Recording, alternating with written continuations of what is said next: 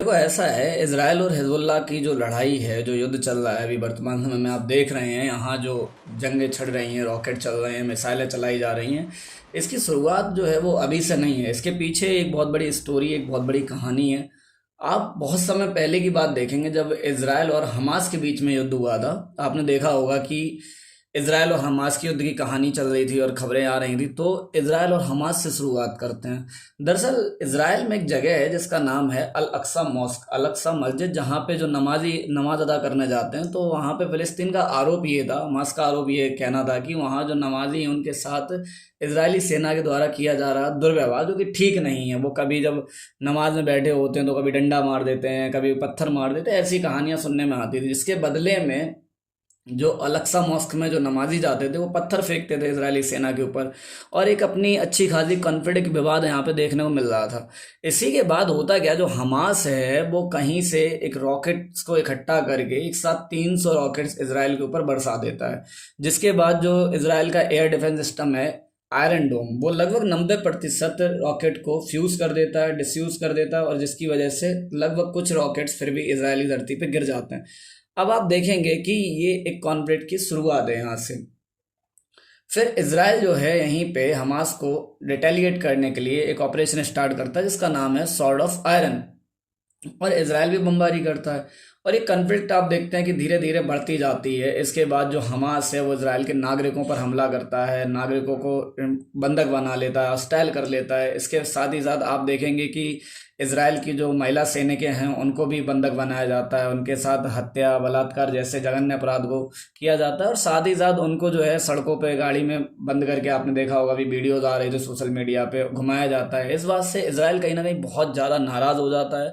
जिसके बाद वो हमास पे एक फुल स्केल वॉर स्टार्ट कर देता है। आप देखेंगे कि फिलिस्तीन का टोटल नॉर्दर्न एरिया पे बहुत अच्छी खासी बमबारी के साथ पूरा जो फिलिस्तीन है उसको बर्बाद कर देता है इसराइल। इसी के साथ ही गाजा, जो कि उसकी कैपिटल है, उसको भी पूरी तरह बर्बाद कर देता है। बाकी जो बचे हुए जो कुछ लोग हैं जो कि घायल हैं, और जो कुछ इलाज करा रहे हैं, सिटीजन्स हैं, तो आप देखेंगे कि इसके लिए जो है एक रफ़ा एक एरिया है जो कि सदर्न पार्ट है इसराइल का, यहाँ पे कुछ कैंप लगाए जाते हैं उनको ठहराने के लिए, रोकने के लिए।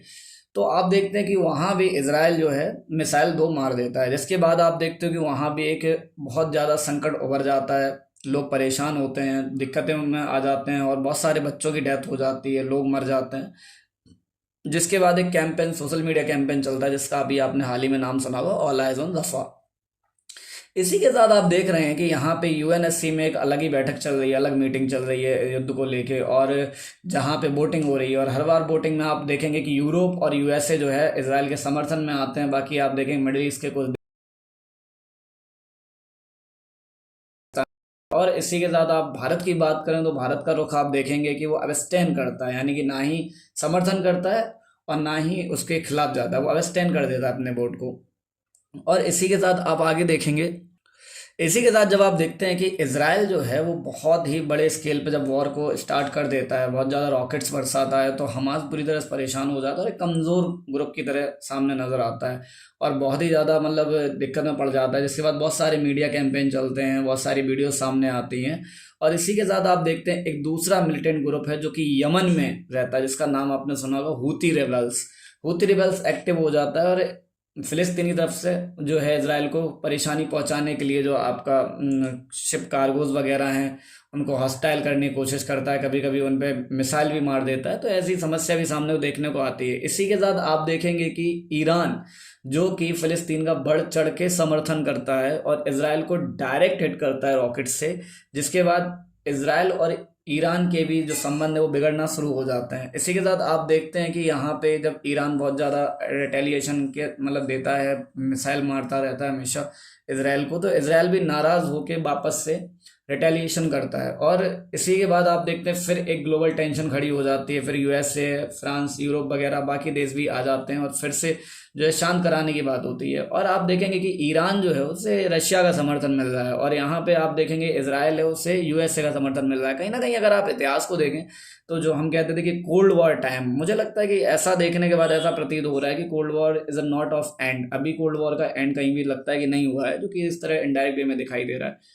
इसी के साथ आप आगे देखेंगे कि हाँ, कि यहाँ पे जो आप देख रहे हैं कि ईरानी प्रेसिडेंट है रईसी, उनकी हत्या हो जाती है हेलीकॉप्टर क्रैश होने की वजह से, जिसके बाद इजराइल की इंटेलिजेंस खुफिया एजेंसी जिसे कहा जाता है मोसाद, उस पर आरोप आ जाता है कि उसका किया धरा है, जिसकी वजह से ईरान जो है फिर बाद में बदला लेने की बात करता है। और आप देखेंगे कि फिर थोड़े दिनों बाद ईरान कहीं हद तक शांत हो जाता है और रिटेलिएशन नहीं करता है। इसी के साथ आप देखेंगे कि इसराइल इनडायरेक्ट वे में, जो कि लेबनान में एक मिलिटेंट ग्रुप है जिसका नाम है हिजबुल्लाह, जो कि हमास से भी कई गुना ज़्यादा ताकतवर है और आपके हूती रिबेल से भी ज़्यादा ताकतवर है। हिजबुल्लाह एक मासिव अटैक करता है इसराइल को। मैसिव अटैक में बहुत सारे रॉकेट्स बरसा देता है, जिसके बाद फिर से वही कि इसराइल का जो आयरन डोम है वो कुछ को फ्यूज कर देता है और उसके बाद बाकी कुछ जो है इसराइल पर गिर जाते हैं। और यहाँ पर फिर से वही समस्या खड़ी हो जाती है, इसराइल में फिर से वॉर्स की प्रॉब्लम, फिर से फ्रंटियर वॉर स्टार्ट हो जाती है। और आप देखेंगे कि इसी के साथ आप देखते हैं कि जब हिजबुल्लाह को टैकल करना होता है तो जो इजराइल है वहाँ के प्रेसिडेंट है नेतन्याहू साहब, वो एक बार धमकी देते हैं और कहते हैं, लेबनान को समझाते हैं कि देखिए ऐसा है, आपके यहाँ जो हिजबुल्लाह है वो एक दीमक की तरह है और वो जो है लेबनान को ख़त्म करने की ओर ले जा रहा है। पर उसके बाद आप देखते हैं कि इसराइल, जो कि इंटेलिजेंस एजेंसी मोसाद, एक इंफॉर्मेशन के साथ वो चेक करते हैं कि यहाँ पे आखिरकार ऐसा क्या है। तो आप देखते हैं इसी के बाद एक अटैक करवाता है इसराइल, जिसका नाम है पेजर अटैक।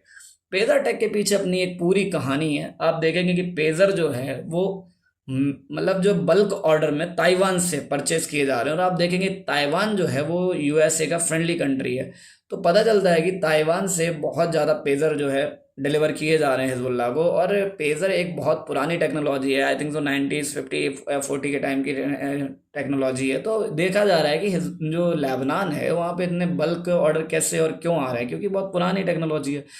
तो पता चलता है कि ये सारे के सारे जो भी मतलब पेजर हैं वो लेबनान में हिजबुल्लाह के लिए जा रहे हैं। तो बस बहुत छोटा सा काम जो है, मोसाद के कहने पर ऐसा एक इंटेलिजेंस बता रहे हैं कि एक चिप के द्वारा जो है पेजर में इंस्टॉल करके और पेजर भेज दिए जाते हैं। उसके बाद एक एक करके आप देखते हैं कि मैसिव अटैक होता है जिसमें 3,000 पेजर एक साथ फटते हैं हिजबुल्लाह के ग्रुप के जो लोग हैं, मिलिटेंट हैं, उनके हाथ में।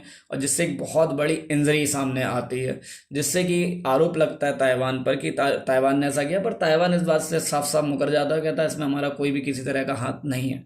अब आप देखेंगे कुछ दिनों बाद इसी के साथ आप देखेंगे नजरत जैसी एक जगह है जो कि इसराइल में है, जहाँ पे कि क्रिश्चियनिटी से रिलेटेड एक पवित्र स्थान है, वहाँ पे हिजबुल्लाह का एक अटैक होता है। जिसके बाद आप देखेंगे कि फिर से जो इसराइल है वो वॉकी टॉकी अटैक करता है। अब आप देखते हैं कि फिर से वॉकी टॉकी फटना शुरू हो जाते हैं।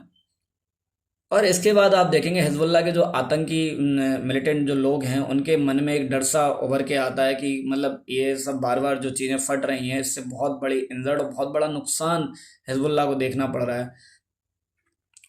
इसी के साथ आप देखेंगे कि यूएस फ्रांस एक इमरजेंसी मीटिंग जो है यूएनएससी में बुलाते हैं और सीज फायर करने के लिए आग्रह करते हैं। और इसी के साथ आप देखेंगे टर्की से भी कड़ी प्रतिक्रिया अर्दवान के द्वारा आती है इसराइल को लेके, और वो कहते हैं कि ये जो वॉर है इसे तुरंत के तुरंत रोका जाना चाहिए और ये बहुत बड़ा संकट जो है मिडिल ईस्ट में खड़ा कर सकता है। और अगर ऐसा ही चलता रहा तो आप देखेंगे कि इसराइल को एक साथ 3 फ्रंटियर वॉर का सामना करना पड़ सकता है। जैसे कि आप देखेंगे कि एक तरफ से ईरान है, दूसरी तरफ से आप देखेंगे यमन जो कि हूती रिबेल्स आपको दिखाई दे रहे हैं, और फ़लस्तीन, और इसी के साथ लेबनान हिजबुल्लाह। और इसके एक गंभीर परिणाम जो है दुनिया को भुगतने पड़ सकते हैं।